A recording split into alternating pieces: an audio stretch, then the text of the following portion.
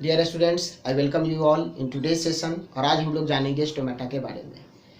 आपको बोर्ड पर दो डायग्राम दिख रहा है, दोनों स्टोमेटा का ही डायग्राम है, दोनों लेकिन डिफरेंट टाइप ऑफ प्लांट्स में पाए जाते हैं। यह जो डायग्राम आप देखते हैं यह पाया जाता है डाइकॉट प्लांट में, और इस साइड जो आपको दिख रहा है स्टोमेटा का डायग्राम यह पाया जाता है मोनोकॉट लीफ में या मोनोकॉट प्लांट में। दो तरह के प्लांट आप ऑलरेडी पढ़ चुके हैं, मोनोकॉट एंड डाइकॉट।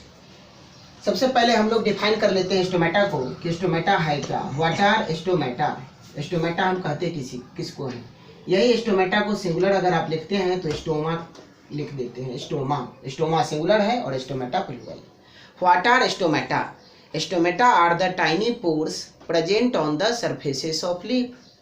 प्लांट के लीफ पर पाया जाने वाला टाइनी पोर्स, माइन्यूट पोर्स, उसको हम लोग बोलते हैं क्या? स्टोमेटा। याद यहाँ रखेंगे कि सिर्फ लीफ पर ही नहीं, जो भी ग्रीन पार्ट्स हैं, जो भी टेंडर पार्ट्स हैं, वहाँ पर भी स्टोमेटा पाया जाता है। जैसे आपके हर्बिशियस प्लांट है, जैसे आपके सेरल्स हैं, अनाज है, क्रॉप्स हैं, उसमें आप देखते हैं कि स्टेम पर भी स्टोमेटा पाया जाएगा। यह टाइनी पोर्स है, संख्या मिलियंस हो सकता है, present in millions on a single leaf. एक लीफ पर आप देखते हैं कि मिलियंस अमाउंट में है। यहाँ से कुछ इंटरेस्टिंग फैक्ट आप याद रख सकते हैं कि क्या सभी प्लांट में या सभी लीफ पर समान डिस्ट्रीब्यूशन होता है स्टोमेटा का? Does stoma distributed evenly? Answer होगा नहीं, नो। अब थोड़ा सा याद रखें, जो ब्रॉड लीफ वाले प्लांट होते हैं वैसे प्लांट में लोअर सरफेस पर, लीफ का दो सरफेस हो गया, lower and upper. Lower surface पर नंबर ऑफ स्टोमेटा ज़्यादा होगा, अपर सरफेस पर स्टोमेटा का संख्या कम होगा। किस लीफ में? जो ब्रॉड है। दूसरा केस, अगर लीफ नैरो है, पतला लीफ है, तब याद रखेंगे कि स्टोमेटा इवनली डिस्ट्रीब्यूटेड होता है। इवनली का अर्थ एक समान, दोनों सरफेस पर एक समान स्टोमेटा का काउंट होगा अगर लीफ हमारा नैरो है तब। एक प्लांट आप जानते होंगे हाइड्रोफाइट्स। हाइड्रोफाइट्स बोलते हैं हम लोग एक्वेटिक प्लांट को। Hydro aquatic and fights means what? Plant. यह हाइड्रोफाइट्स। याद रखेंगे एक्वेटिक प्लांट में स्टोमेटा होता ही नहीं है, क्योंकि आप जानते हैं जो सबमर्ज्ड प्लांट है, एक्वेटिक सबमर्ज्ड प्लांट, वह वाटर में जो अमाउंट में कार्बन डाइऑक्साइड डिजॉल्व्ड है और जो भी मिनरल्स है उसी को वह अपटेक करता है, ऑब्जर्व करता है फॉर देयर नीड्स। उनके पास स्टोमेटा होता नहीं है। हम लोग तीन केस देखें। एक केस जिसमें दोनों सरफेस पर स्टोमेटा बराबर होगा, काउंट। दूसरा केस जिसमें लोअर सरफेस पर स्टोमेटा ज़्यादा है और अपर सरफेस पर स्टोमेटा कम है। और तीसरा केस देखें हाइड्रोफाइट्स का, इसमें जाने कि स्टोमेटा होता ही नहीं है। एक और टर्म जो आप स्टूडेंट्स याद रख सकते हैं, यह जो स्टोमेटा है यह ग्रीक वर्ड से लिया गया है, जिसका लिटरल मीनिंग होता है क्या? माउथ। ग्रीक वर्ड से डिराइव्ड है स्टोमेटा, जिसका मीनिंग होता है माउथ। हम लोग चलिए अब इस फिगर को थोड़ा सा डिस्क्राइब कर लेते हैं। यहाँ जो आपको दो डायग्राम दिख रहा है लेफ्ट और राइट साइड में, आप याद रखेंगे कि एक मोनोकॉट लीफ में पाया जाता है और दूसरा डाइकॉट में। पहले हम लोग डायग्राम से ही थोड़ा सा एनालिसिस इसका करते हैं।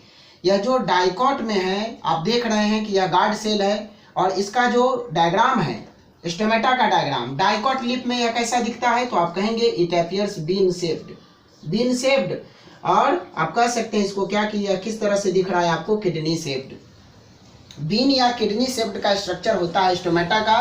किस लीफ में? डाइकॉट लीफ में। अगर हम लोग बात करें मोनोकॉट का, तो यह डायग्राम आपको कैसा रिजेंबल होता है? यह हमको दिख रहा है डम्बेल के जैसा। डम्बेल जो जिम में यूज होता है ना, डम्बेल लाइक स्ट्रक्चर है इसका, डम्बेल शेप का है यह। तो यह पॉइंट याद रखेंगे कि मोनोकॉट में स्टोमेटा डम्बेल शेप का होगा, जबकि डाइकॉट प्लांट में, डाइकॉट लीफ में और या डाइकॉट के टेंडर ग्रीन पार्ट्स में यह जो स्टोमेटा है वह बीन शेप या किडनी शेप्ड का होगा। खैर चलिए आगे देखते हैं। स्टोमेटा में आप देखेंगे कि दो गार्ड सेल्स हैं। यहाँ गार्ड सेल्स लेबल हुआ है, अगर काउंट आप देखें तो दो गार्ड सेल्स। तो ये सभी बात आप याद रखेंगे कि स्टोमेटा में दो गार्ड सेल्स हैं। गार्ड सेल्स जो टुवार्ड्स स्टोमा होगा, स्टोमा मीन्स होता है स्टोमेटल पोर। यहाँ भी स्टोमा लिखा है, यहाँ स्पेस में आप लिख लीजिएगा, मेंशन करेंगे स्टोमेटल पोर।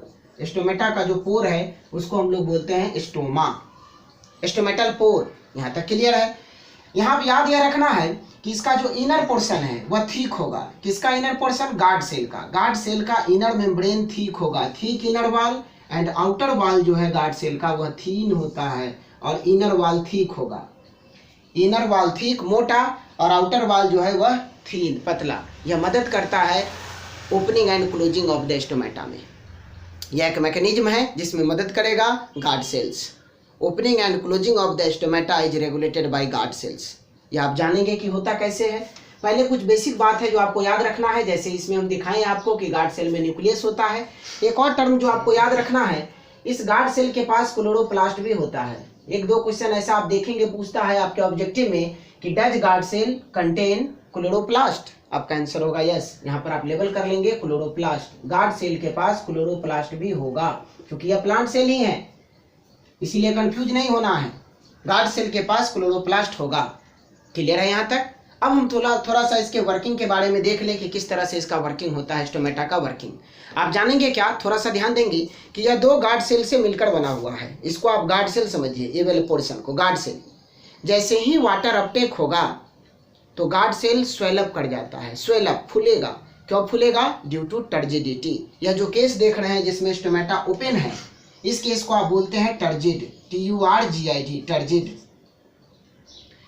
और ड्यू टू टर्जिडिटी या गार्ड सेल स्वेलअप करेगा, फूलेगा और बीच में एक पोर बनेगा जिसको आप बोलते हैं स्टोमा। या पोर क्रिएट होगा, पोर बनेगा। जैसे ही पोर बना, उस पोर से CO2 अंदर की ओर आ जाएगा। CO2 diffuses from atmosphere towards the cell. बाहर से CO2 अंदर की ओर आएगा और साथ ही साथ याद रखेंगे कि यहाँ से आपका जो H2O है, कार्बन डाइऑक्साइड तो आएगा लेकिन वाटर जो है H2O यह रिमूव हो जाएगा, वाटर लॉस होगा। इसी प्रोसेस को हम लोग क्या बोले थे? ट्रांसपीरेशन। CO2 का आना होगा और साथ ही साथ जो H2O है, कार्बन डाइऑक्साइड आया और H2O मतलब वाटर, यह रिमूव होगा, वाटर का लॉस होगा। प्रोसेस क्या होता है? ट्रांसपीरेशन। याद क्या रखें आप कि जैसे ही वाटर ऑब्जर्व होगा प्लांट रूट के द्वारा, जाइलम टिश्यू के द्वारा पहुंचेगा कहाँ? लिप के पास। आप जाने लिप में क्या है? स्टोमेटा। स्टोमेटा पाया कहाँ जाता है, किस सेल में? तो आप याद रखेंगे ये it is present on the epidermis layer और एपिडर्मिस सेल या वाल। यह जो आप देख रहे हैं ये एपिडर्मिस है, एपिडर्मल सेल है यह, इसके बाहर। फिर हम लोग चर्चा किए गार्ड सेल्स। गार्ड सेल का संख्या कितना? 2। गार्ड सेल क्या का फंक्शन क्या है? It regulates the opening and closing of stomata. Stomata के ओपनिंग एंड क्लोजिंग को रेगुलेट करेगा गार्ड सेल। फिर आप क्या जाने, जैसे ही वाटर का अपटेक होगा यह गार्ड सेल स्वेलअप होगा। स्वेलअप होगा मतलब टर्जिडिटी के कारण, और फिर पोर क्रिएट होगा और उस पोर से वाटर लॉस होगा और साथ ही साथ कार्बन डाइऑक्साइड डिफ्यूज करेगा from the atmosphere to the cell. यहाँ तक याद रखेंगे। अब दूसरा पॉइंट जो हम लोग यहाँ मेंशन करते हैं, रात के समय में जनरली हम लोग क्या देखते हैं? During night stomata are closed. रात के समय में स्टोमेटा क्लोज्ड होता है जनरली केस में। क्यों ऐसा? क्यों? क्योंकि आप जान रहे हैं कि स्टोमेटा ओपन और क्लोज होता है, उसका मेन पर्पस जो है वह यही है कि CO2 के अमाउंट को ट्रैप किया जाए। कार्बन डाइऑक्साइड इसेंशियल है फॉर द फोटोसिंथेसिस। रात में फोटोसिंथेसिस होगा नहीं, that's why stomata remains close during night. रात के समय में आपका स्टोमेटा बंद रहता है।